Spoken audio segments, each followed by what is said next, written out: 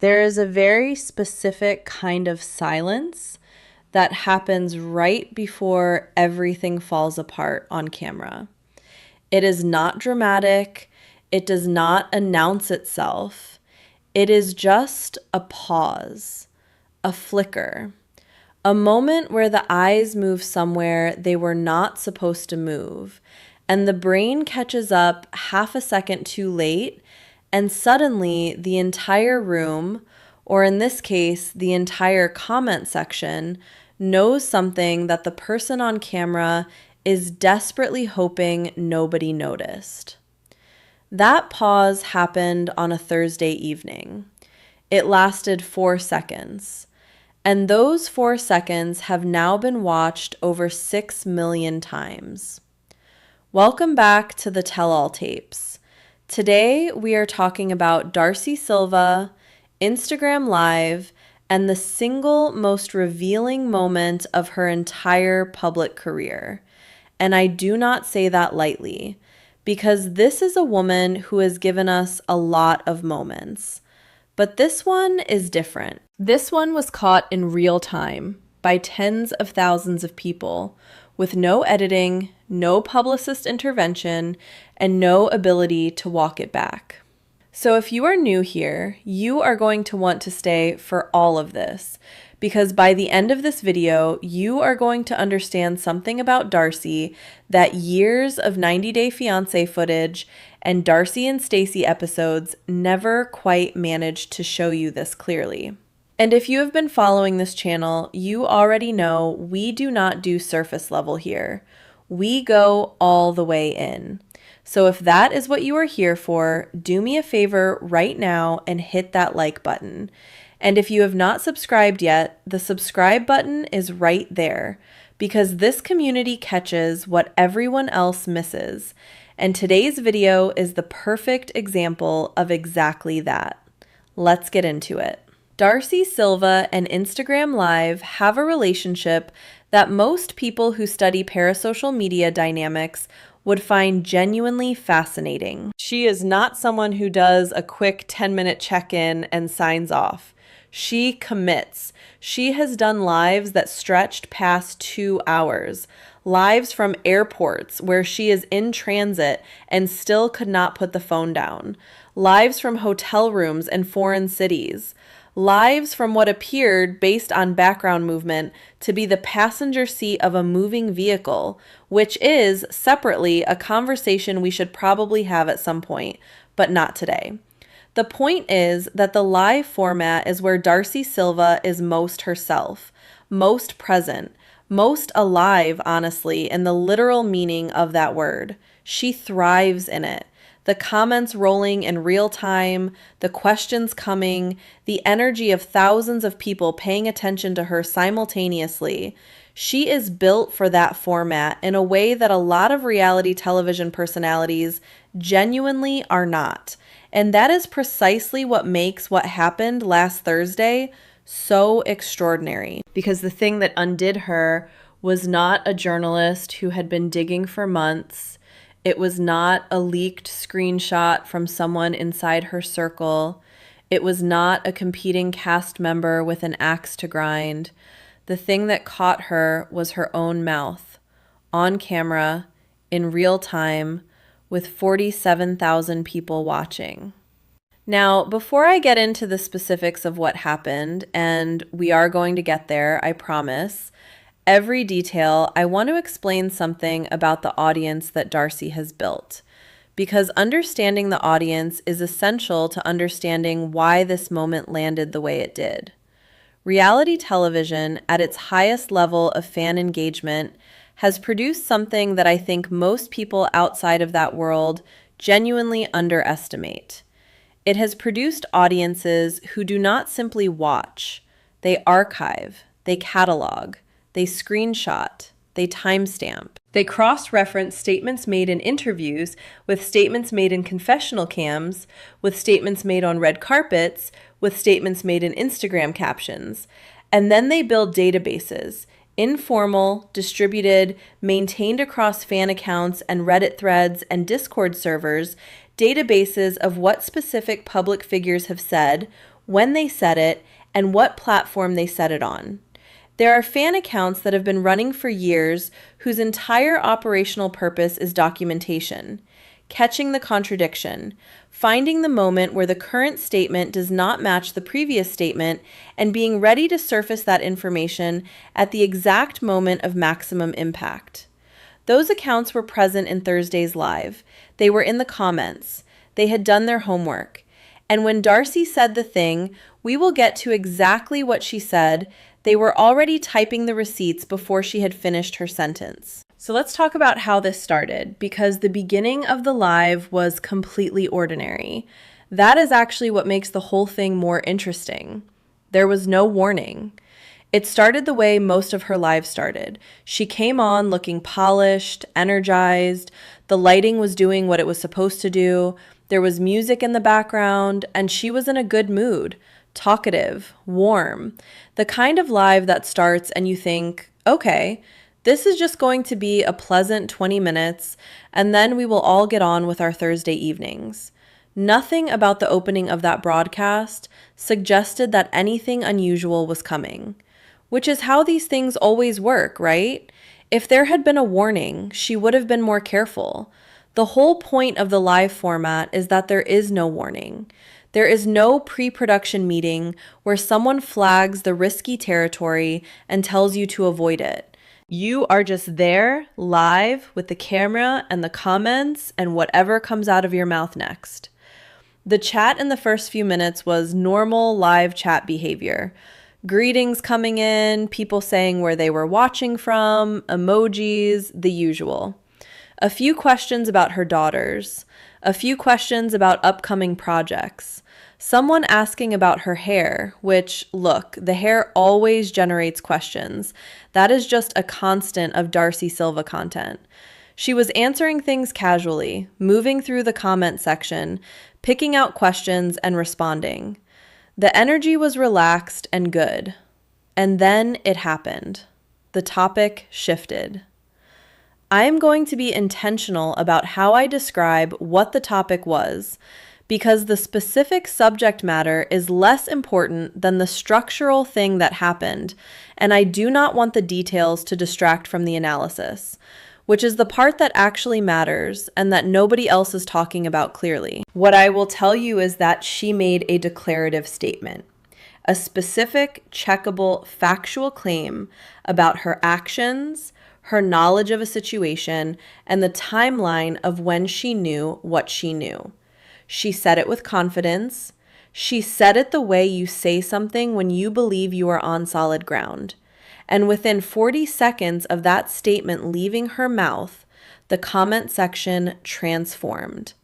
The shift was visible in real time if you were watching. One moment, the comments were the normal mix of engagement. And if you have ever watched a live when a contradiction gets identified, you know exactly what this looks like. There was a surge, a specific kind of surge. The comments were no longer asking questions or sending emojis. They were sending a link.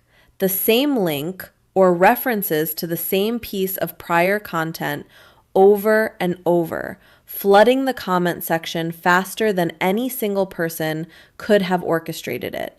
That is the distributed archive audience in action. Nobody coordinated that. 10 different people in 10 different locations, all having the same recognition at the same time, all reaching for the same piece of documentation simultaneously. That is what happens when the audience has been doing their homework for years and the moment they have been preparing for finally arrives. The prior content, they were surfacing the things she had said previously in a different context, on a different platform, was not compatible with what she had just said. I want to be precise about that word, incompatible. This was not a case of nuance, where you could argue that both things were technically true depending on how you defined the terms. This was not a case where the passage of time could explain a change in position. The incompatibility was direct, structural. If statement A is true, then statement B cannot be true. If statement B is true, then statement A cannot be true. One of the two things she had said in a documented and accessible format was untrue. And 47,000 people, or at least a very vocal and organized percentage of them, had just figured that out simultaneously in real time while she was still on camera. She saw the comments. You can track this by watching where her eyes go. There is a specific moment, and I want you to find this clip if you have not already, because watching it with this context is completely different from watching it cold, where her eyes move from where they normally track during a live, which is slightly above the camera toward the chat feed, and they go still. That stillness is recognition. That is the moment where the brain catches what the eyes are reading and the processing begins.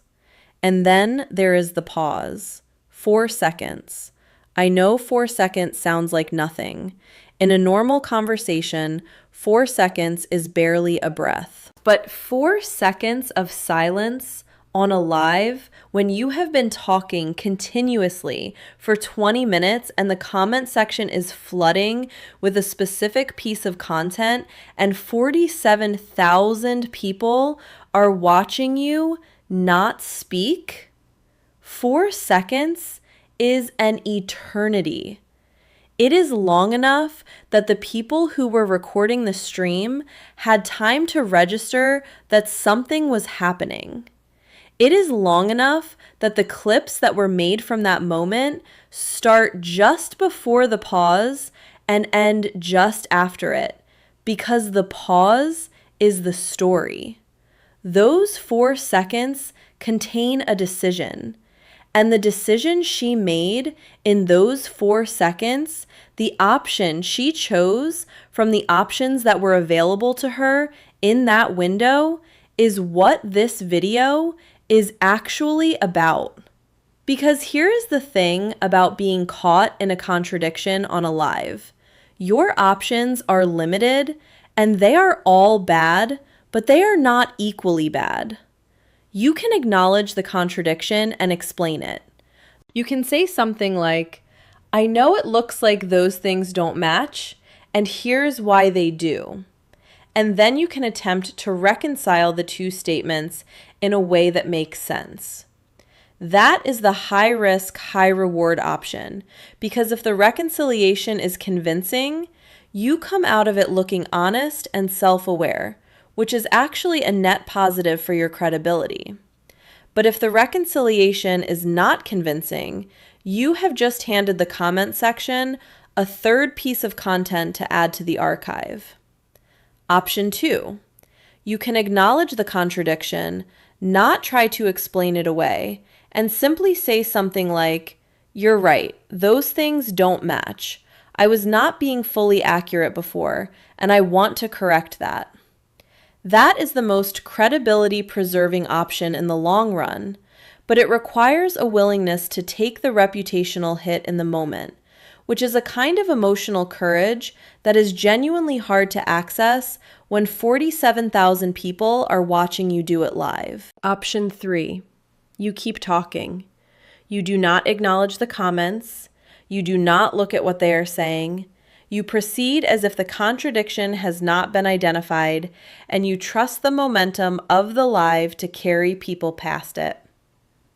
She chose option 3. The 4 seconds ended and she kept talking. She did not address the comment section's content. She did not look back at what they were surfing. She picked up from where she had paused and continued the thought she had been in the middle of, as if the only thing that had happened was a brief and unremarkable pause for breath.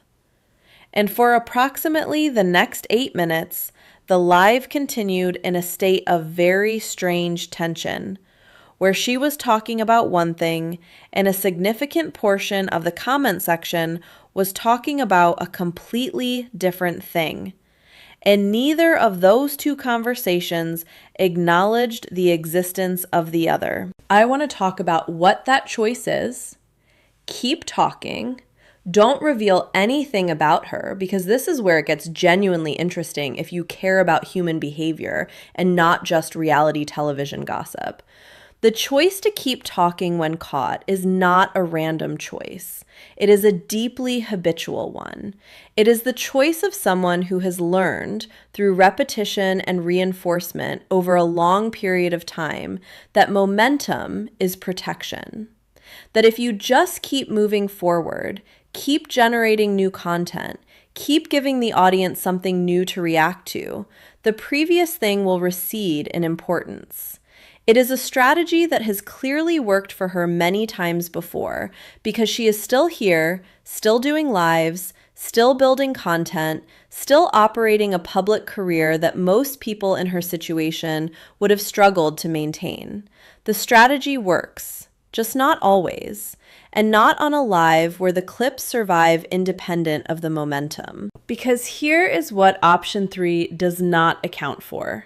The audience is not a monolith. While the majority of the people watching a live are passive, they are there for the entertainment, they will follow wherever the energy goes. They will pivot to heart emojis when the subject pivots to her daughters. There is a subset of that audience that is not passive, and that subset does not need her cooperation to complete what they came to do. They already have the prior content. They already identified the contradiction. The clip starts at the 4-second pause and it ends there, and it is already uploaded to 17 different platforms while she is still talking about something else entirely. The momentum she is generating for the live audience is completely irrelevant to the clip audience, and the clip audience is the one that determines what this moment means in the long run. That is a fundamental misunderstanding of how modern media environments work. And it is a misunderstanding that catches a lot of people who came up in an era where you could outrun a bad moment with a good next moment. In a broadcast model, that works.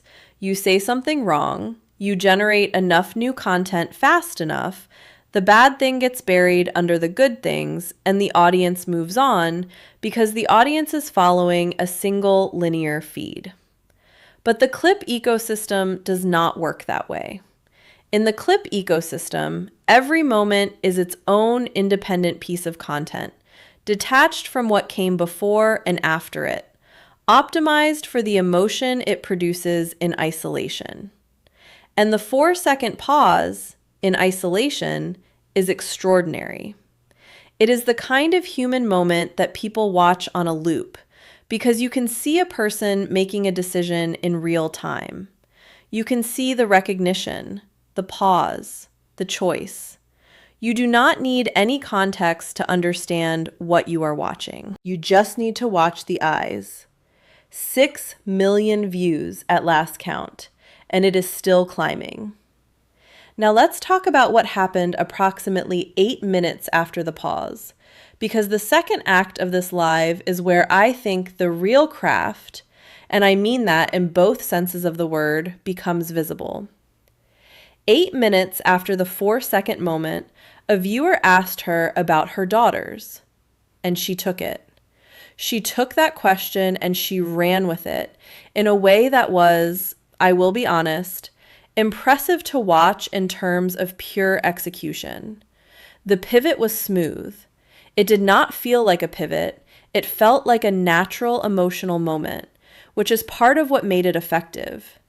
She went into the full experience of being a mother in the public eye, about raising her girls with dignity and privacy when your own life is constantly being scrutinized, about the decisions you make when the thing you love most is also the thing that makes you most vulnerable in a public context. She talked about protection. She talked about sacrifice. She talked about love in a way that was real. I am not suggesting it was manufactured. She does love her daughters. That is not a contested point. But the timing of it, the choice of that particular question at that particular moment in the live was not accidental. The comment section responded exactly the way you would expect. The archive accounts did not stop. They were still in there, still referencing the contradiction, still trying to get her attention. But the general comment section energy shifted. Heart emojis, "You're such a good mom," "We love you and your girls." The kind of responses that a live generates when the emotional temperature hits a certain frequency. The redirect worked for the live audience. For the people who were there in real time, following the flow of the broadcast, the 4-second moment receded into the background as the emotional warmth of the motherhood conversation filled the foreground. That is exactly what option 3 is designed to do. And in that specific context, in that specific live room, it worked. But the clips were already made. The clips do not include the motherhood conversation. They do not include the heart emojis or the warmth or the genuine love she was expressing. They start at the 4-second pause and they end there. And the clips are what survived Thursday. That distinction between what works for a live audience and what survives as a clip is, I would argue, the central media literacy lesson of this entire situation. And it is a lesson that anyone building a public presence in the current environment needs to understand at a foundational level, because the failure to understand it is exactly what we watched happen in real time on Thursday evening. We are going to take a short break here. I will be right back with the second half of this breakdown because there is still a lot to unpack. What this moment means for her professional standing, what the brand partnership landscape looks like right now in the wake of this, and what the pattern of behavior that we saw on Thursday tells us about how Darcey Silva has always navigated being caught, going all the way back to her earliest 90-day episodes. Because this Thursday moment did not come out of nowhere. It is the latest instance of something that has been consistent across her entire public career. And once you see the pattern, you cannot unsee it. Stay with me. We left off at the clip, the 4-second pause, 6 million views and climbing. And I told you that this moment did not come out of nowhere, that it is not an isolated incident, that it is the latest expression of something that has been running through Darcey Silva's public behavior for years. Something consistent enough that if you know what to look for, you could have predicted Thursday's live almost down to the specific mechanics of how it unfolded. So before we talk about what this moment means for her going forward, the professional consequences, the brand landscape, all of that, I want to go back to, because the pattern is the story. Thursday Live is just the most recent and most visible chapter of it. Go back to her earliest seasons on 90 Day Fiancé. Not the drama, not the relationships everyone has covered. I want you to think about the specific moments where she got caught in something on camera, where a producer asked a follow-up question that she had not prepared for, where her timeline of events did not match what the cameras had already documented, where the thing she was saying in the confessional was in direct tension with the thing she had said in a previous confessional, and the editors put them back to back and let the audience sit with that tension. What did she do in those moments? Every single time, without exception, she kept talking. She generated forward momentum. She pivoted to emotion, usually love, usually the language of vulnerability and longing, and she trusted that the emotional current would carry the audience past the inconsistency. And it worked. Because in a produced, edited format, she had something she did not have on Thursday: time, an editor, a structure that someone else controlled. Those tools gave her the ability to outrun the moment, and she used them, and it worked well enough that she built an entire career on the back of that strategy. The difference between then and now is not the strategy. The strategy is identical. The difference is the format. The live does not give her an editor. The live does not give her time. The live is the one environment in her entire career where the tools she has always relied on are operating at half power, and the accountability mechanisms of the audience are operating at full. And she keeps going back to it because she loves it, because it is where she feels most connected to the people who support her, because the live is genuinely one of the most electric formats in social media when it is working. But she has never fully reckoned with what the live takes from her in exchange for what it gives her. Thursday was that reckoning, delivered by 47,000 people with receipts, in real time with no editor in sight. Now let's talk about what happened in the 72 hours after the live, because this is the part that the clip itself does not show you, and it is arguably more consequential than the moment that produced the clip. In the immediate aftermath of a viral contradiction moment, there is a professional ecosystem that activates quietly and without announcement. Brand partnership managers are the people who manage the commercial relationships that fund a significant portion of any mid to large reality television personalities' actual income they watch. They do not comment publicly because they are professionals, and professionals do not comment publicly on the stumbles of people they may still be in business with or may want to be in business with in the future. But they watch. They share the clip internally. They have conversations in Slack channels and email threads that you and I will never see, where the question being discussed is, what does this do to the trust metric? Because for a brand partner, the trust metric is everything. When you pay someone to represent your product to their audience, you are purchasing the audience's trust in that person as a proxy for trust in the product. The moment that trust metric becomes uncertain, the commercial calculation changes.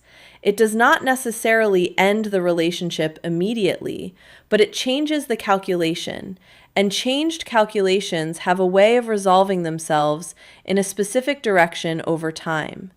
Talent agencies watch too, and I want to explain why that matters more than people usually think it does. Talent agencies are not just watching Darcey. They are watching everyone in adjacent spaces simultaneously, all the time.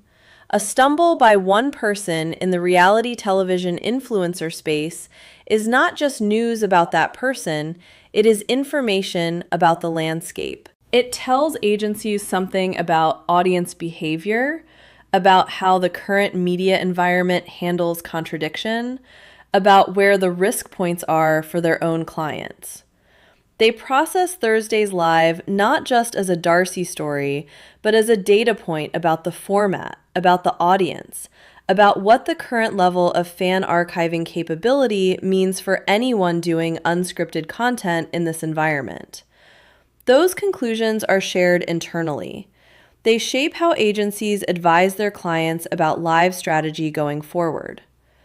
Darcey's Thursday Live becomes a cautionary example in a pitch meeting that she will never attend and never know about.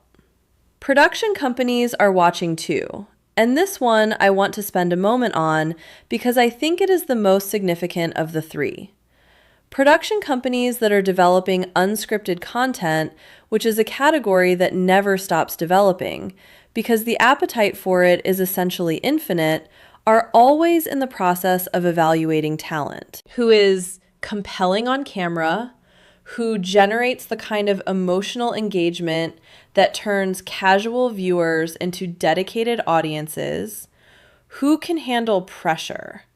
That last one is the critical one, because producing unscripted television means putting a person in front of a camera for months in high-stress situations with limited control over what happens and trusting that they will remain compelling and not become a liability. The audition for that trust is how someone behaves when they are caught off guard in a public format. The live is the purest version of that test that exists outside of an actual production environment. And Thursday's live was a test. She did not know it was a test. Nobody told her. But every production company that has her on any kind of consideration list watched how she responded when the comment section surfaced the contradiction in real time. They watched the 4-second pause. They watched option 3. They drew conclusions. And none of them are calling her to share what those conclusions were. That is the professional consequence of Thursday that will not be announced anywhere. It will not show up in a headline. There is no press release that says brand partner X reconsidered due to the live incident. It will show up months from now in opportunities that do not materialize, in meetings that do not get scheduled, in a second season conversation that quietly does not progress. The invisible professional cost of a visible credibility moment is always more significant than people expect it to be, because it operates on a delay long enough that it becomes easy to attribute to other causes. Now I want to go back to the behavioral pattern one more time, because I said earlier that once you see it, you cannot unsee it. And I want to make sure that is actually true for everyone watching this, because the thing I am describing is not unique to Darcey. It is a very human pattern. It is just particularly visible in her because she has been on camera extensively and continuously for long enough that we have an unusually rich archive of her responding to being caught. The pattern has 3 consistent steps. Step 1, the declarative statement. She makes a claim with confidence without apparent awareness that the claim is going to be checkable against prior content. This is not strategic. She is not doing it deliberately.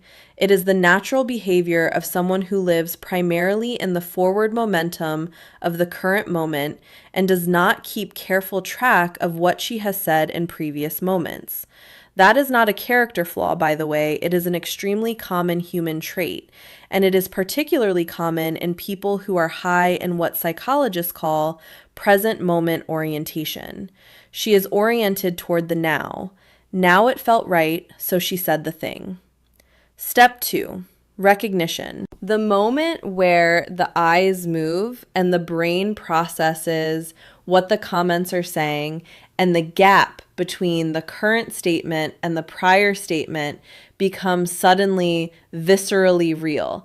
That is the 4-second pause. That is the recognition step. Step 3, momentum. She keeps going. She generates new content. She finds the emotional question that resets the room. She trusts forward motion to dilute the impact of the stopped moment. And then she does not revisit it. Not in the live, not in subsequent content, not in an Instagram post the next morning. It does not get addressed because addressing it would require going back. And going back is the one direction this particular behavioral pattern never moves. The reason this pattern is worth understanding, and I want to be clear about this, because this channel is not about cruelty and it has never been about cruelty, is that it is also the pattern that makes her genuinely compelling to watch. The same present moment orientation that makes her unable to track the contradiction between her current statement and her previous one is the same quality that makes her electric on a live. The same willingness to keep moving forward regardless of what just happened is the same quality that has allowed her to survive public heartbreaks and professional setbacks and relationship disasters that would have ended the careers of people with a more conventional approach to public image management.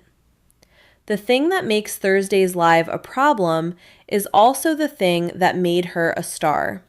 You cannot separate those two things, and understanding that they are the same thing, that the flaw and the gift are identical, just expressed in different contexts, is the most honest and complete thing you can say about Darcey Silva as a public figure. Which brings me to the comment section, because I want to talk about the audience, specifically in a way that I think gets missed in most coverage of moments like this. The 47,000 people who were in that live were not a monolith of hostility. The vast majority of them were there because they wanted to be. They watch her content, they support her, they show up for her lives at 10 p.m. on Thursday evenings because they genuinely find her interesting and entertaining. And yes, because the drama is compelling, but also because she has built something real with her audience over the years. Real affection, real connection. The archive accounts, the contradiction catchers, the people who were flooding the comment section with the receipts are also fans. That is the part that is easy to miss. They are not detached critics who watch her from a position of cold analytical distance. They care. They have invested enough time and attention in her content to have memorized her prior statements across multiple platforms over multiple years. That level of investment is in its way a form of devotion, a strange form, complicated by accountability, but devotion nonetheless.